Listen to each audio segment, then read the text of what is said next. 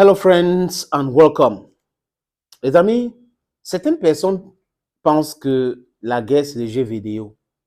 Vous savez, quand vous n'avez pas encore touché du doigt, vous ne pouvez pas comprendre. C'est trop facile de rester sur les plateaux et d'advoquer pour la guerre, pour les armes. Il faut toujours. Voilà, c'est de ça qu'il est question, les amis. Et quand vous êtes loin, vous ne pouvez pas comprendre the pinch of the sword. Ouais. You understand now? My way shoe, now they know where they should the pinchy. C'est comme ça qu'on dit chez moi et Kona. Et les gens, au début de la guerre en Ukraine ou l'opération militaire spéciale, vous avez vu les jeux vidéo où on vous a dit que le pilote ukrainien, vraiment, regardez comment il a fait ceci, il a fait cela, de la manipulation, des trucs montés dans les machines et publiés. Vous savez que Zelensky, c'est un comédien. Ouais. Il a même une maison de production. Donc, les gars, ils pensent que c'est comme ça, la guerre. Pendant qu'il n'y a pas d'avion ukrainien qui vole, où on a détruit tout, ils sont en train de nous montrer comment tel ou tel effort, c'est puissant et autres. Et après, ils viennent nous montrer des images de l'armée ukrainienne qui est en train de faire rage à Bakhmut. Vraiment, ils sont en train de repousser les troupes de Wagner. Les militaires russes sont en train de fuir, débandade totale. Et à la fin, non, ils ont seulement récupéré une petite parcelle. Incroyable de dire des choses comme ça. Et à la fin, c'est... Comment on dit ça même? I think the mountain gave birth to a mouse. Yeah, the mountain gave birth to a mouse. Ils montrent les images. Ils pompent les oreilles des gens. Et ils disent, oh, les Russes, c'est fini, c'est bon. Cette contre-offensive ukrainienne a déjà commencé. Vous savez, ça va pas se passer comme si l'armée ukrainienne va se regrouper quelque part, force et tout ça là pour attaquer. Non. Ça a déjà commencé à Bakhmut. Et Prigozhin avait parlé. Il a dit qu'il va quitter Bakhmut le 9, mais il n'est pas parti. Il a encore dit que le grand-père, il a fait ceci, il a fait cela, mais il n'est pas parti. Shoigu, Chouinov, ils sont toujours là. Ils ont ci, ils ont ça, ils ont envoyé les armes.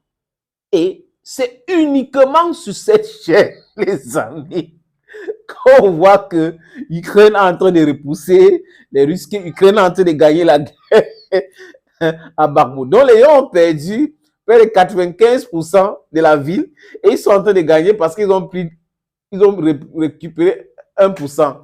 Ils sont en train de récupérer. Donc franchement, c'est bon, cette contre-offensive, alors que la ville est pratiquement encerclée. Le ridicule ne tue pas. En fait, les gens sur ce plateau de Pujadas, ils pensent qu'on est dans les jeux vidéo. Non, ce n'est pas des jeux vidéo. Ce n'est pas la société d'Elon Musk qui est en train de faire ce que vous voyez là. C'est la réalité. Ce sont des armes qui crépitent. Des balles crépitent tous les jours. Des vrais, c'est réel. Les gens sont dans les tranchées. Il y a des bombardements, il y a la destruction. Et allez chercher, les amis, la vidéo de Donald Trump. Il dit, on est en train de brûler l'Ukraine. Voilà la vérité, c'est qu'on est en train de brûler l'Ukraine. Et pendant ce temps, sur ce plateau ou d'autres plateaux, où on retrouve les propagandistes, ils pensent autre chose, ils disent autre chose. Mais la réalité va vous rattraper. La propagande inutile. Parce que le rapport de force, on ne peut pas comparer. Est déséquilibré, le rapport de force. 40 pays financent l'Ukraine pour battre la Russie, pour affaiblir la Russie, n'arrive pas. La Russie est seule. Et Donald Trump dit, un pays comme la Russie qui est immensément riche, qui a une puissance de feu militaire, on doit discuter avec ce pays. C'est de ça qu'il est question. Parce que les faucons, comme Donald, parce que j'ai écouté, comme Donald Trump a dit, veulent tout simplement la guerre pour s'enrichir. Et lui, Donald Trump, veut arrêter les tueries. Les gens qui meurent tous les jours. Be it Russian, be it Ukrainian. Le plus important, c'est d'arrêter la guerre pour sauver la vie de ces gens. Voilà ce qui est important. Que de faire de la désinformation, de fake news, de la propagande tous les jours, de demander la victoire de X ou Y, c'est le non-sens. C'est-à-dire qu'on est en train de voir les gens qui meurent. Les gens tombent tous les jours et certains sont en train de vous parler de la victoire, de la ceci, de cela. Ils ne comprennent pas qu'ils sont dans the comfort of their rooms, in the comfort of their offices, in the comfort of their families. And then they are talking about war. They want people to die every day. They don't think. Ils nous montrent une image de quelques secondes en disant oui, et on ne sait pas d'où ça vient, qui a filmé, qui a monté, mais ils veulent qu'on avale que les Ukrainiens sont en train de reprendre une petite partie, 1% de Bakhmut. Réveillez-vous, nos amis, réveillez-vous. Nous ne sommes pas dans les années 40 où Hitler, avec son chef de propagandiste, marchait sur le cerveau des gens, où il n'y avait que les journaux, où la télé n'était pas encore développée. Non, nous sommes en 2023. Les gens n'ont pas forcément besoin de vous uniquement pour avoir de l'information. Ils ont d'autres moyens pour vérifier les informations, pour avoir de l'information. J'ai quelques vidéos qui font fraudeux. Mais quand les gens s'y montrent leurs vidéos qui montent là, ils ne nous disent pas qui a filmé, ça vient d'où? C'est un journaliste qui a filmé? Non. Parce que si c'est un journaliste qui a filmé, on peut dire, ok, on va l'interroger, il va expliquer. Mais qui a filmé? Ça sort d'où ça? Ça sort d'où cette vidéo? Je n'ai pas de réponse. Eux-mêmes, ils n'ont pas de réponse, mais ils prétendent avoir la réponse. Donc, la Russie est en train de perdre ou fuir Bakhmut. C'est la dernière nouvelle, vraiment, c'est grave. Hein? C'est vraiment, ils ont trouvé, c'est une retrouvaille. Les amis, écoutons. Bonsoir Justine. Bonsoir David, bonsoir à tous. Alors donc, quelle est cette contre-attaque? Est-elle significative? Eh bien d'abord, il faut bien avoir en tête ce qu'il se passe depuis des mois. Les Russes, et en particulier Wagner, ont lancé leur grande offensive sur Bakhmut le 1er août, il y a 8 mois. Et regardez ce qu'il s'est passé, comment peu à peu les forces russes ont progressé fin octobre. Elles étaient dans les faubourgs de la ville. On se disait déjà que la chute de Bakhmut était inéluctable. Fin janvier, les Russes ont encore progressé, vous allez le voir, par le nord et par le sud. Ils occupent 13% de la ville. Et regardez les positions au début du mois d'avril. Vous allez voir que la tenaille est en train de se refermer. Les Russes occupent alors les 2/3 de la ville. Et ces tout derniers jours, la chute de Bakhmut semblait inéluctable. Les Russes, vous le voyez, occupaient alors 90% de la ville. Eh bien, tout plus de a changé 90%, madame. en quelques jours et même en quelques heures. Énorme surprise, vous le disiez, en dépit de ce que tous les stratèges militaires disaient. Non seulement les Ukrainiens ne reculent plus, mais en plus de cela, ils gagnent même du terrain en très peu de temps. Écoutez. Ils viennent de gagner 6 km² sur une ville qui en compte 41. Où ont-ils regagné ces positions? Eh bien, l'hypothèse privilégiée, c'est à cet endroit-là, ici, au sud-ouest de la ville. Une hypothèse. C'est là que Elle se n'a pas de trouvait détails. la 72e brigade russe, dont les soldats, selon Evgeny Prigojine, avaient abandonné leur position.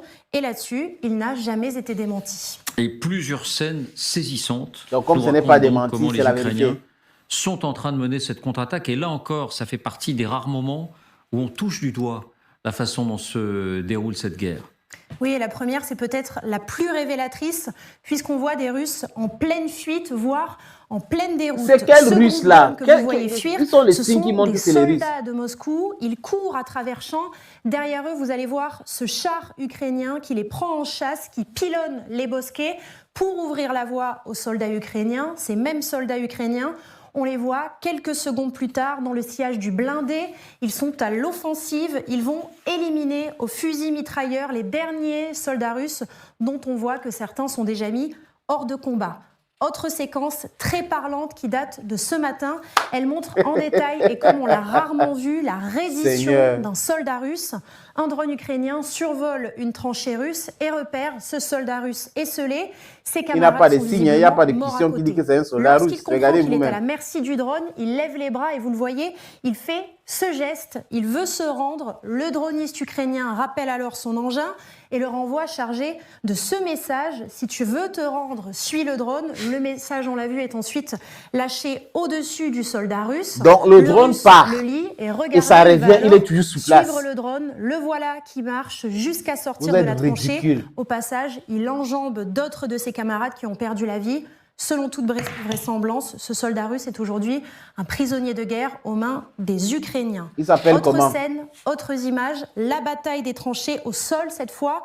On voit des Russes à droite et des Ukrainiens à gauche dans un même boyau. Ce sont là encore les Ukrainiens qui sont à la contre-attaque. Une fusillade démarre, un soldat russe lance une grenade, vous l'avez vu, et rate sa cible. Un soldat ukrainien lance la sienne au milieu de 3 soldats ennemis. Un des soldats russes est tué. Et rapidement, ses camarades décident de battre en retraite. Les Ukrainiens avancent ensuite sur la position russe qu'ils sont en train de conquérir. Dernière image, elle ne raconte pas la contre-attaque à proprement parler, mais nous souhaitions vous la montrer car cela raconte le sang-froid et le caractère méthodique de l'armée ukrainienne. Sur ces images, ce responsable d'unité découvre dans la tranchée l'un de ces hommes qui vient d'être grièvement blessé au bras et à la jambe. Il est au bord de l'évanouissement, il hurle de douleur. Aucune panique, ni dans les gestes, ni dans le ton de l'officier. Les hommes vont appliquer méthodiquement ce qu'ils ont appris. Un premier garrot sur le bras, un second sur la jambe, puis à plusieurs. Ils l'installent sur une civière tout en continuant de le réconforter. Et enfin, ils l'évacuent, le tout en quelques secondes. Et quelques heures plus tard, vous allez voir cet homme, il fait le V de la victoire, sourire aux lèvres. Il est à l'abri, il est soigné et personne n'a jamais songé à l'abandonner. Est-ce que ça réagit? Est-ce qu'il y a des commentaires? Écoutez la dame, quelle dimension donnez-vous, vous, à cet événement? Alors, sur ces images, j'aimerais aussi vous rejoindre sur un petit peu sur la problématique de la méthodologie, parce qu'à la fois, c'est extrêmement grisant de pouvoir comme ça suivre la guerre en direct, de voir ce qui se passe sur le terrain grâce à tous ces moyens modernes, ces images de drones, etc. Mais vous avez exactement les mêmes images sur les chaînes de propagande russe. Et en fait, il ne faut pas oublier aussi qu'on est dans une guerre de propagande, que c'est absolument nécessaire de sourcer les images. Je vois les petits blasons de la défense territoriale, de bataillons ukrainiens. Donc, ce ne sont pas des images de journalistes indépendants. Merci de le préciser. C'est extrêmement important d'en avoir conscience et de comprendre qu'on ne peut pas se faire une opinion, dresser une carte des faits en se basant sur ces images qui montrent une opération quelque part à un moment donné, qui sont présentées comme étant telle action, mais qu'on n'a absolument pas les moyens de vérifier de façon indépendante. C'est pour ça que certains de nos confrères le payent de leur vie, comme notre confrère de l'AFP hier qui était à Bakhmout, parce que c'est extrêmement important que des journalistes indépendants puissent avoir les images, les informations du terrain et pas avoir à se baser sur ces images qui, encore une fois, sont extrêmement grisantes. On a envie de faire des conclusions très rapides, mais on ne peut certainement pas le faire en se basant uniquement sur ces images. Vous comprenez, hein? Ils n'ont pas préparé ça. Ils ne savaient pas que Elena Voloshin devait dire des choses pareilles. Qui a filmé ça? Qui vous a donné ces images? C'est la propagande ukrainienne. On a filmé ça quand? Où? Est-ce que vous avez géolocalisé ces images? Non. Vous montrez ça. Est-ce que le soldat russe avait une question qui démontre qu'il était un soldat russe ou Wagner? Non. Est-ce que non? Vous ne pouvez pas. Vous dites qu'il y a un drone qui a repéré quelqu'un. Il demande de le sauver. Il ne veut pas fuir. Donc, un drone non armé. Et que le pilote de ce drone rappelle son drone. Et il met un message, il envoie au gars. Vous êtes quand même, c'est-à-dire que je ne comprends pas. Donc, il ne fuit pas, il reste là-bas pour que le drone parte et le drone revient. Il n'est pas passé caché dans les tranchées. Non, il attend le drone pour que le drone vienne lui donner le message. Il suit le drone, il part la capturer. Vous avez vu l'image. Il s'appelle comment? Le soldat s'appelle comment? Vous êtes quand même des journalistes, non? Des très grands journalistes qui ont des informations, qui ont des gens sur le terrain. Mais arrêtez avec ça. Elena Voloshin vous a dit clairement, ce sont des images de la propagande. Et dans la guerre, il y a de la propagande. Vous utilisez ça et vous prétendez être des gens, des vrais journalistes qui font leur travail. Il y a l'équité dans le traitement de l'information, mais on voit qu'il n'y en a pas. Vous utilisez les images ukrainiennes, même vos paroles, la façon de présenter les indispensables, ça démontre que vous êtes en train de... Vous êtes trop pro-ukrainien. Vous n'êtes pas des journalistes. Il faut un certain équilibre. Si vous dites ça pour équilibrer l'information, mais non, ce n'est pas ce que vous faites. Vous faites de la propagande, pure propagande. Et vous prétendez être des gens libres, des journalistes libres qui font leur travail avec tout. Non, vous n'êtes pas votre travail avec toute la quiétude possible. Vous faites votre travail sur l'influence des milliardaires qui détiennent les chaînes. Parce que ces milliardaires ont les intérêts que vous ne pouvez pas combattre. Dites ça comme ça, on va comprendre. Mais arrêtez de venir nous faire de vous faire passer pour des très grands professionnels. Donc voilà un journaliste sur votre plateau qui n'est pas pro-Poutine, qui n'est pas pro-russe, mais elle est russe, qui est sur France 24, qui fait des émissions à charge même contre Poutine, mais contre la Russie et Poutine, mais qui vous explique les choses terre à terre, David Pujadas. Que faites attention avec ces images-là. Si ce sont des images qui viennent de la guerre territoriale, de l'armée ukrainienne, c'est du montage. Si ce sont des images des journalistes indépendants, oui. Et avec ce genre d'images, ce genre de traitement d'informations, vous mettez la vie des journalistes indépendants en danger. Parce que vous dites que non, l'Ukraine est en train de récupérer les terres. Les gars, ils vont aller là-bas, on va les tendre les guet-apens et on va les tuer. Et vous serez là sur votre plateau en train de pleurer, plénicher en disant on a tué, alors que c'est vous qui faites ça. La Russie est en train de perdre à Bakhmut. Are you kidding me? C'est pas possible. C'est terrible. Hein? Les amis, c'est un plaisir de vous avoir nombreux hein, regardant les vidéos sur cette plateforme. It was a pleasure talking with you or exchanging with you this day. God bless you. Have a nice day. Bye-bye.